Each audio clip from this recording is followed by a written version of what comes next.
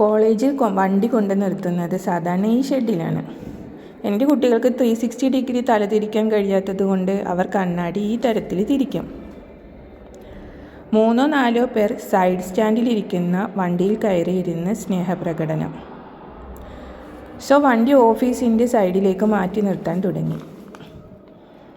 ഇന്നലെ നോക്കുമ്പോൾ വീട്ടിൽ പോകാൻ സമയം സ്റ്റാർട്ട് ചെയ്തതും വണ്ടി ഒരു പോക്ക്. പകച്ച് കാൽ കുത്തി വണ്ടി നിർത്തി. ലെഫ്റ്റ് ബ്രേക്ക് ഒട്ടുമില്ല. ബ്രേക്ക് ലൂസായതാവുമെന്ന് വിചാരിച്ച് പതിയെ ഗേറ്റ് കടന്നു. പിന്നീട് അങ്ങോട്ട് ഇറക്കമിറങ്ങി ഒരു വിധത്തിൽ വീട്ടിലെത്തി.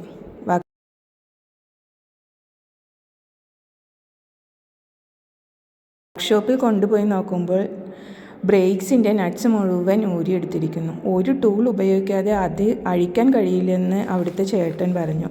ടീച്ചറിന് ആരോ പണി തന്നതാണെന്ന് കേട്ടപ്പോൾ ഷോക്കായി. റോഡ് മൊത്തം വളവും തിരിവും. കൂടുതലും തിരിച്ചിറങ്ങാൻ വലിയ ഇറക്കമുള്ള വഴിയിലൂടെയാണ് തിരിച്ചു പോകേണ്ടത്. എന്തോ ദൈവത്തിൻ്റെ കാവൽ. പക്ഷേ ഇത് ചെയ്തത് ഇവിടുത്തെ കുട്ടികളല്ല എന്ന് വിശ്വസിക്കാനാണ് എനിക്കിഷ്ടം. ഞാൻ അങ്ങനെ വിശ്വസിക്കുന്നു. എങ്കിലും എനിക്ക് പറയാനുള്ളത്, ഇപ്പോഴത്തെ ജനറേഷൻ എന്തുകൊണ്ടാണ് ഈ തരത്തിലൊരു റിവെഞ്ച് എന്ന് എനിക്ക് മനസ്സിലായില്ല.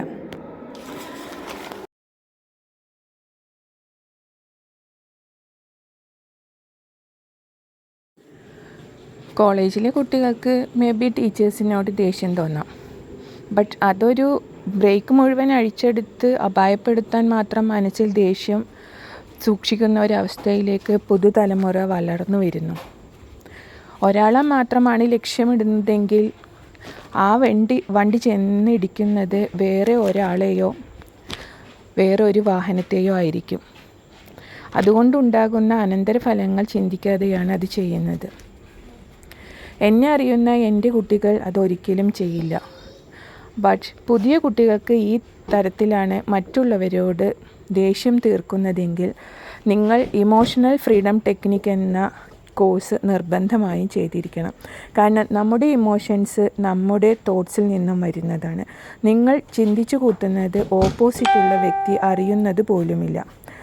നിങ്ങൾക്ക് പറയാനുള്ളത് അത് സങ്കടമായാലും ദേഷ്യമായാലും ആ വ്യക്തിയോട് തുറന്നു പറഞ്ഞ് ആ നെഗറ്റീവ് ഇമോഷനെ ലെറ്റ് ഗോ ചെയ്യുക.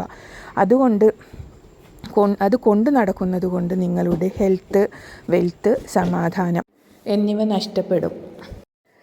ഇങ്ങനെയുള്ള ക്യാരക്ടർ കുട്ടികൾക്ക് ഉണ്ട് എന്ന് ഏറ്റവും കൂടുതൽ തിരിച്ചറിയാൻ കഴിയുന്നത് പാരൻസ്, ഫാമിലി മെമ്പേഴ്സ്, ഫ്രണ്ട്സ് എന്നിവർക്കായിരിക്കും.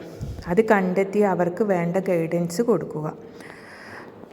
നമ്മൾ എല്ലാവർക്കും പ്രിയപ്പെട്ടവരല്ല, എല്ലാവരും നമ്മുടെ പ്രിയപ്പെട്ടവരുമല്ല. പക്ഷേ എല്ലാ മനുഷ്യർക്കും പ്രാർത്ഥനയോടെ കാത്തിരിക്കുന്ന പ്രിയപ്പെട്ട മനസ്സുകളുണ്ടാകും.